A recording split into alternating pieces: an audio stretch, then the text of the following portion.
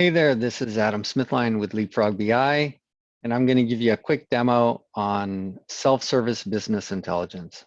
So what do we mean when we say self-service BI? Well, it refers to a reporting system that will enable a typical business user who may have little or no technical background or knowledge of the data to easily and quickly query and visualize that data. And what it takes to make that possible are really three things. Of course, you're going to start with some kind of source data, typically one or more systems of record. You're also going to want to throw a data warehouse into the mix, and then you're going to need a visualization tool. It's a little bit of an oversimplification. There may also be a semantic layer and other things involved, but these are the main components.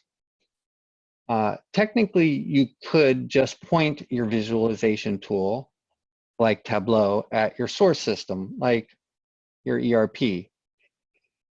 That is a form of self-service BI, but it's really just self-service BI in the most narrow sense of the term.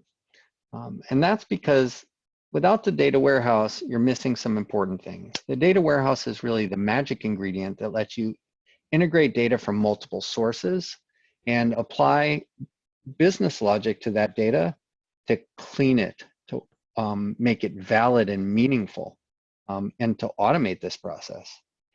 It also lets you organize the data into facts and dimensions, which I'll show you in a second why that's important. And lastly, because the data warehouse is doing all the work, that means you can really use any visualization tool you want to view the data, and you're not beholden to a single tool.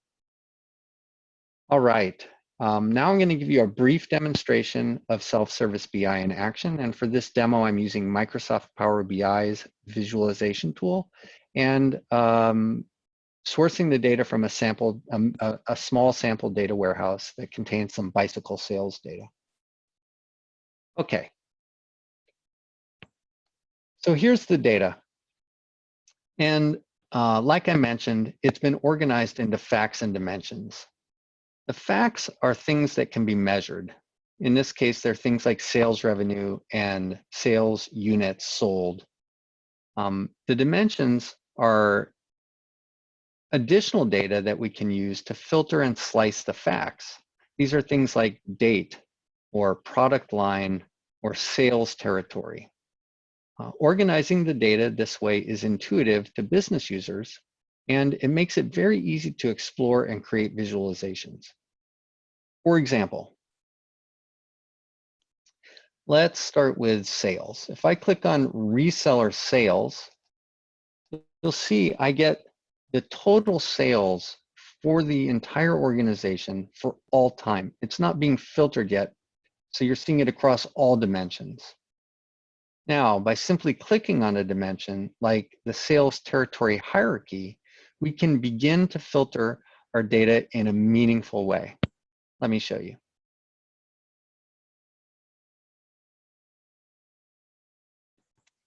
Now you're seeing sales, but they're broken up by the highest level of the sales territory hierarchy, which in this case happens to be country.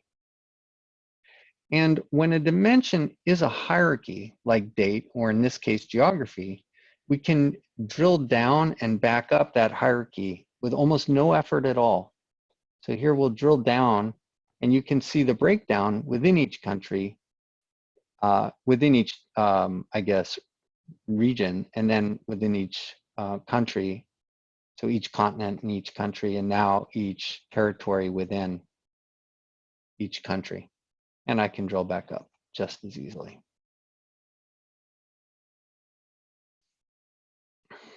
Now, as I mentioned, the hallmark of self-service BI is that it makes it very easy to answer complex questions.